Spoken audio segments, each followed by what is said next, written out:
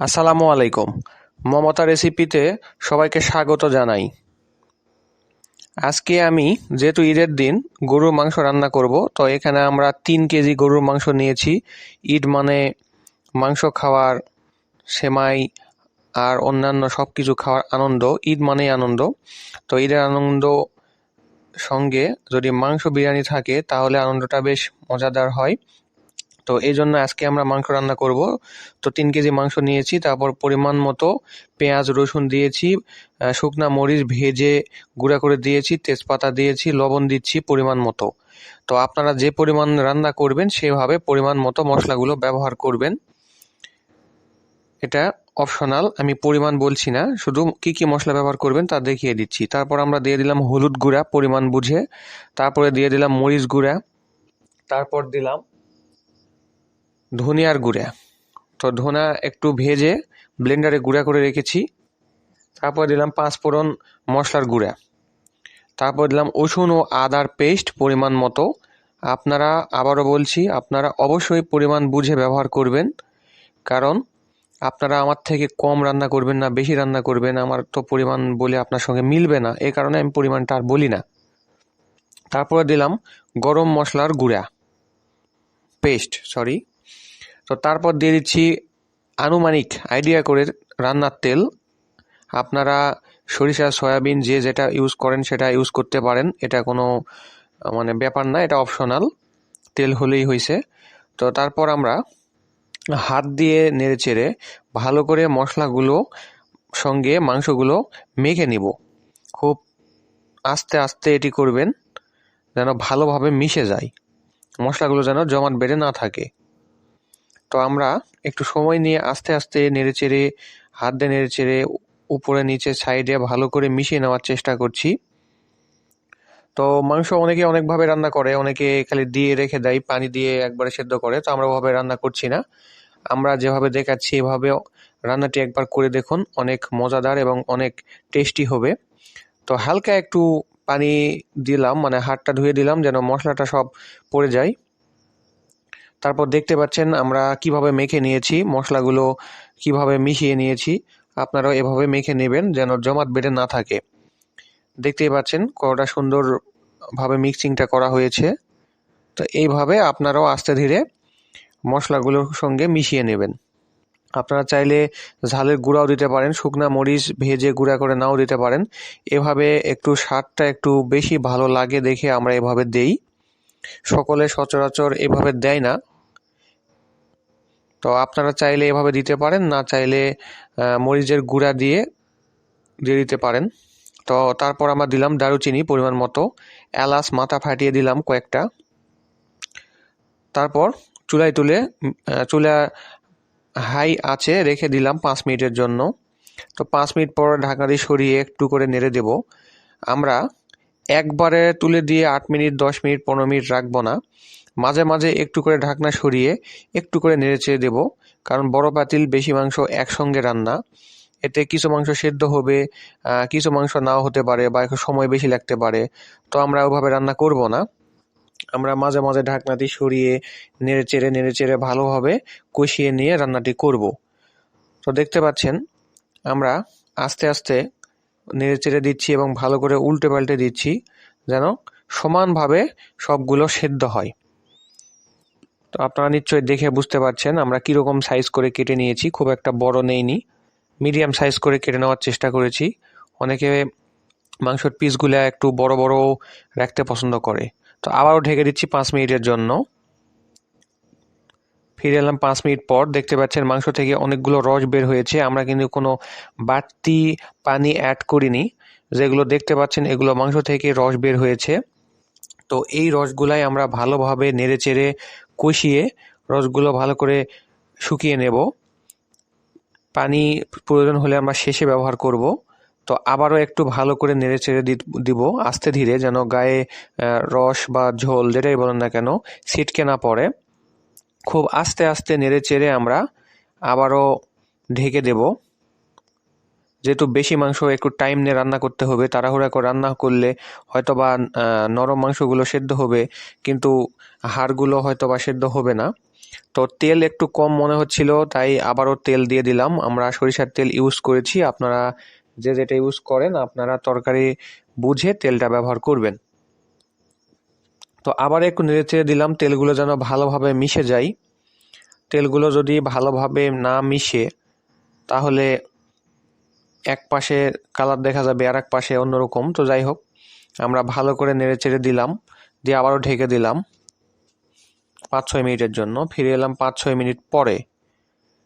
দেখতে পাচ্ছেন রস আরও অনেক বের হয়েছে, বাড়তি হয়েছে, কিন্তু মাংসগুলো মোটামুটি সিদ্ধ হয়ে এসেছে। তো আমরা যেহেতু হাড় আছে, আমরা একটু বেশি সেদ্ধ করে নেব। আবারও ভালোভাবে নেড়েচেড়ে উল্টে পাল্টে দিচ্ছি, নিচেরগুলো উপরে, উপরেগুলো নিচে যেন যায় এবং সবগুলো যেন রসে ডুবে থাকে। আবারও ঢেকে দিলাম 5 মিনিটের জন্য।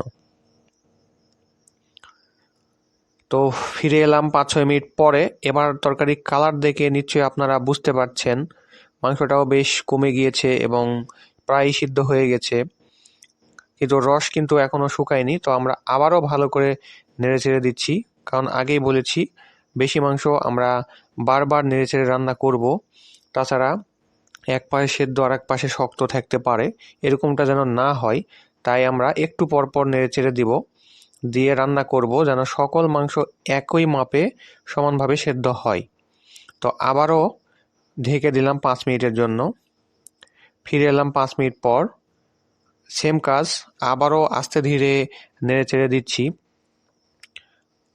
কারণ বারবার নেড়েচেড়ে রান্না করলে মাংস থেকে যে গন্ধ বা মাংসের যে ইয়াটা সবগুলো বের হয়ে যায় এবং মাংস ভালোভাবে ভেতর থেকে সেদ্ধ হয় এবং মশলাগুলো ভিতরে বসে যায়, খেতে খুব ভালো লাগে। তো এইভাবে আপনারাও রান্না করার চেষ্টা করবেন। তাড়াহুড়ো করে রান্না করা যায়, কিন্তু তাড়াহুড়ার কাজ কখনো ভালো সাকসেসফুল হতে পারে না। তো আস্তে ধীরে সময় নিয়ে নেড়েচেড়ে এভাবে রান্না করবেন, অবশ্যই রান্নাটি বেস্ট হবে। তো আমরা যেভাবে দেখাচ্ছি এভাবে একবার রান্না করবেন, তারপর কেমন লাগলো তা কমেন্টে জানাবেন। আবারও ঢেকে দিলাম, আবারও ফিরে এলাম 5-6 মিনিট পর। দেখতে পাচ্ছেন এবার রসগুলো কমা শুরু হয়েছে এবং মাংসগুলো বেশ সেদ্ধ হয়ে গেছে, টপ মাংস হয়ে গেছে। তো এখন আমরা আবারও নেড়েচেড়ে দিচ্ছি। চুলার আঁচ কিন্তু একই মাপেই আছে, এটা আমরা বাড়ানো কমানো করিনি, জোরে দেওয়া আছে, হাই যেটাকে বলা হয়। তো দেখতে পাচ্ছেন রস অনেকটা কমে এসেছে। তো সেম কাজটাই করব, বারবার ভালোভাবে নেড়েচেড়ে দেব যেন সব দিক সমানভাবে সেদ্ধ হয়। অনেকে তাড়াহুড়া করে রান্না করেন, ঈদের দিন খেতে বসে টানাটুনা করতে হয়, আমাদের যেন সেরকম কিছু না করতে হয়, এজন্য আমরা আস্তে ধীরে নেড়েচেড়ে ভালো করে সেদ্ধ করছি। হাড়গুলো দেখে নিশ্চয়ই আপনারা সেটা বুঝতে পারছেন। তো সময় লাগুক, রান্নাটা বেস্ট হওয়া চাই, কারণ ঈদের দিন মাংস বিরিয়ানি এই খাবারটাই বেশি আনন্দ বাড়িয়ে দেয়। তাই মাংসটা যদি মন মতো না হয় তাহলে ঈদের তৃপ্তিটা, ঈদের মজাটাই মাটি হয়ে যায়। তাই আমরা ভালোভাবে নেড়েচেড়ে কষিয়ে মাংসটি রান্না করে নেব যেন খেতে রেস্টুরেন্টের মতো লাগে। তাই ঘন ঘন নেড়েচেড়ে আমরা রান্নাটি করছি। আমরা একটানা 10 মিনিট বা 15 মিনিট পর ঢাকনাটি সরিয়ে নেড়েচেড়ে দিলেও ওভাবেও রান্নাটি করতে পারতাম, কিন্তু তা করিনি, ঘন ঘন নেড়েচেড়ে দিয়েছি। দেখতে পাচ্ছেন আবারও ঢেকে দিলাম। ফিরে এলাম 5 মিনিট পর। দেখতে পাচ্ছেন মাংস দেখে প্রায় মাংস হয়ে এসেছে। আমরা কিন্তু কোনো পানি অ্যাড করিনি, আবারও বলছি আমরা কিন্তু কোনো পানি অ্যাড করিনি, মাংস থেকে যা রস বের হয়েছে সেটাই। তো আবারও ভালো করে নেড়েচেড়ে দিচ্ছি। এখন আমাদের মাংস রান্না দেখে বা মাংসের কালার দেখে আপনারা নিশ্চয়ই অনুমান করতে পারছেন এটি কতটা সুস্বাদু হবে বা মজাদার হবে।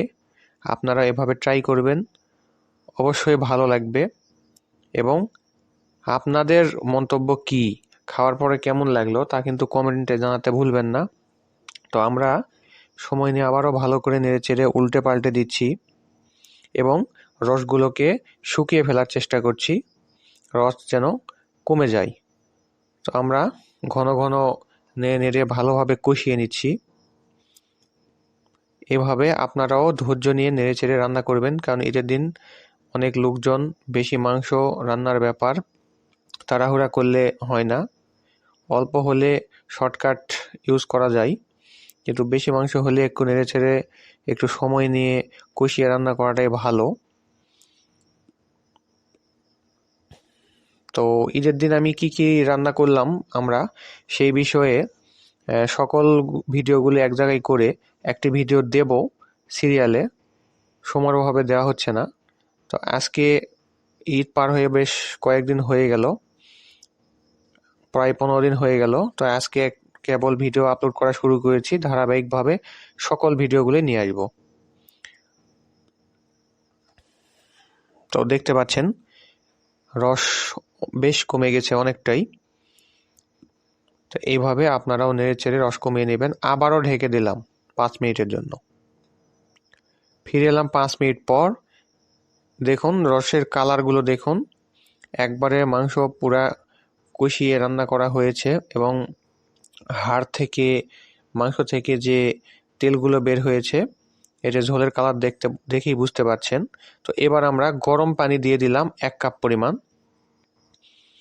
ঝোল দিয়ে দিলাম। এবার এটাকে ভালোভাবে নেড়েচেড়ে মিশিয়ে নেব, যেন পানিটা ভালোভাবে ঝোলের সঙ্গে বা মাংসের সঙ্গে মিশে যায়। তাছাড়া ভালোভাবে না মিশলে লবণের স্বাদ বা লবণ ঠিক হয়েছে কিনা চেক করে বুঝতে পারবেন না। এ কারণে ভালোভাবে নেড়েচেড়ে মিশিয়ে নিতে হবে। যতটা নেড়েচেড়ে রান্না করবেন, রান্না ততটাই সুন্দর হবে। এটা মাছ না যে গলে যাবে, মাংস যত নেড়েচেড়ে রান্না করবেন ততই ভালো। তো দেখতে পাচ্ছেন আমরা কি পরিমাণ ঝোল রেখেছি। তারপর আবারও ঢেকে দিলাম 5 মিনিটের জন্য। ফিরে এলাম 5 মিনিট পর। দেখতে পাচ্ছেন ঝোল বেশ ধরধরে হয়ে এসেছে। তো আমরা আবারও ভালো করে নেড়েচেড়ে দিচ্ছি। এইভাবে নেড়েচেড়ে আপনাদেরকেও দিতে হবে, দেখতে পাচ্ছেন নিশ্চয়ই। তো গরুর মাংস কে কীভাবে রান্না করেন, কার কোন ধরনের রেসিপিটা ভালো লাগে এই বিষয়ে কমেন্ট করে জানাবেন। তো রান্না মোটামুটি শেষের পথে, দেখে নিশ্চয়ই বুঝতে পারছেন মাংসটি এবং হাড়গুলো বেশ ভালোভাবে সেদ্ধ হয়ে এসেছে। তারপর আমরা ভাজা জিরার গুঁড়ো ছিটিয়ে দিচ্ছি। এটা দেওয়ার ফলে মাংস থেকে সুন্দর একটি ফ্লেভার বের হয় এবং খুব ভালো লাগে খেতে। তো একটু নেড়েচেড়ে মিশিয়ে দিচ্ছি যেন ভালোভাবে মিশে যায়। তাছাড়া এক সাইডে লেগে থাকতে পারে এবং দেখতেও বেশ খারাপ দেখায়। তো নেড়েচেড়ে ভালোভাবে মিশিয়ে দিলাম। তো আমাদের রান্নাটি এ পর্যায়ে এখানেই শেষ হলো। এখন খাওয়া দাওয়ার পালা। তো আমরা বাটিতে মাংসটি বেড়ে নিয়েছি। আপনারা কালার দেখুন এবং মাংসগুলো দেখুন, দেখে নিশ্চয়ই অনুমান করতে পারছেন যে কীরকম সেদ্ধ হয়েছে এবং কতটা মজাদার হবে। তো এইভাবে আপনারা সহজভাবেই রান্না করে নেবেন। আমি নতুন রেসিপিটা যেন, যারা নতুন রাঁধুনি তারা যেন সহজে রান্নাটি করতে পারে, এই জন্য একবারে A to Z ভিডিওতে দেখানোর চেষ্টা করি। তো ঈদ কার কেমন কাটলো তা কমেন্টে জানাবেন। আজকের ভিডিওটি এখানেই শেষ করছি। পরবর্তী ভিডিও দেখার জন্য আমন্ত্রণ জানাচ্ছি। ভিডিওটি কেমন লাগলো তা কমেন্টে জানাবেন। সবাইকে ধন্যবাদ এতক্ষণ সঙ্গে থাকার জন্য।